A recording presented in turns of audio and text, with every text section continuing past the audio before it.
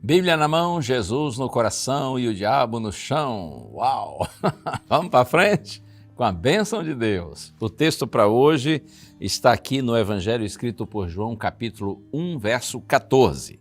Está escrito assim: E o Verbo se fez carne e habitou entre nós, cheio de graça e de verdade, e vimos a sua glória, glória como do unigênito do Pai.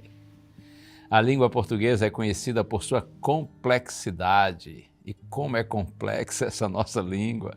Regras, exceções, tempos verbais, concordâncias e significados que mudam conforme o contexto.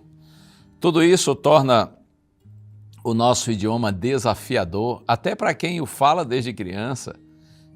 Não é difícil imaginar quantos professores de português já enfrentaram olhares confusos ao tentar explicar algo aparentemente simples, como o que é um verbo.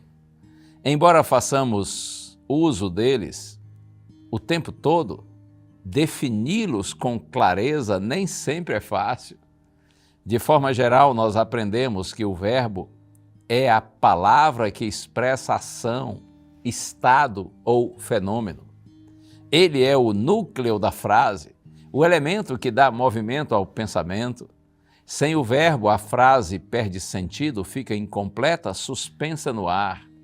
É o verbo que diz o que muda, não é?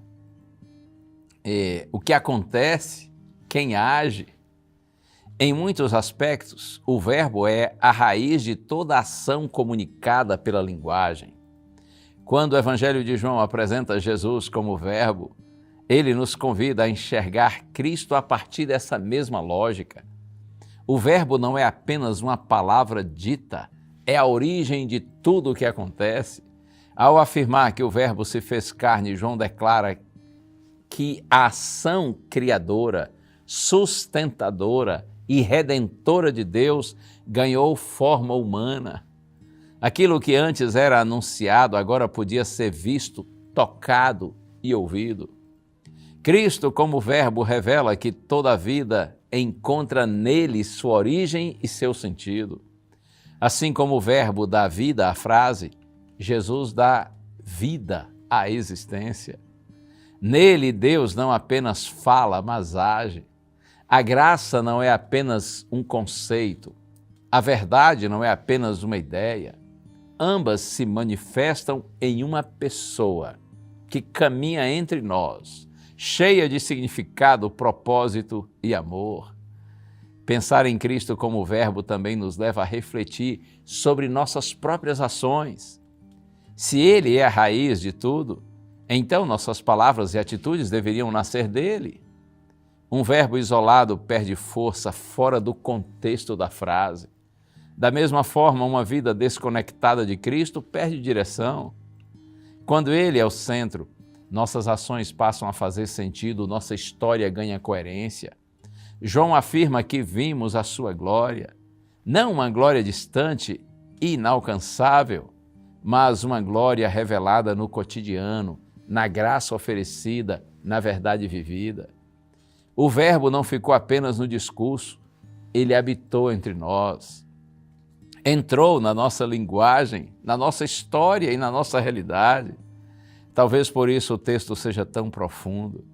Em um mundo cheio de palavras vazias, Deus escolheu se revelar como ação viva.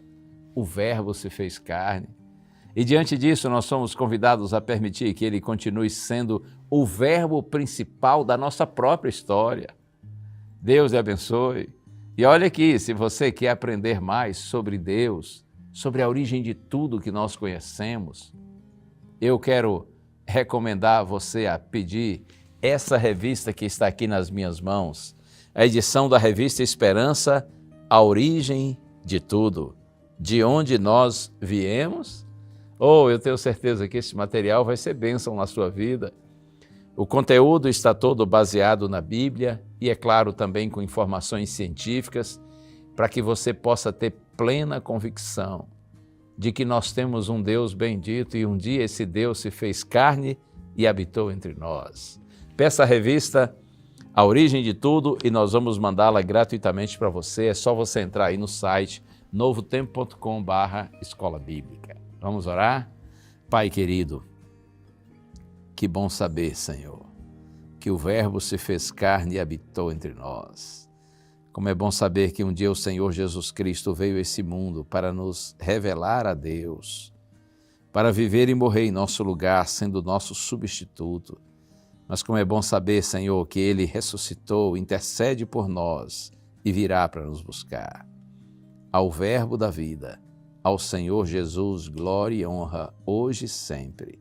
Nesse nome bendito nós oramos. Amém.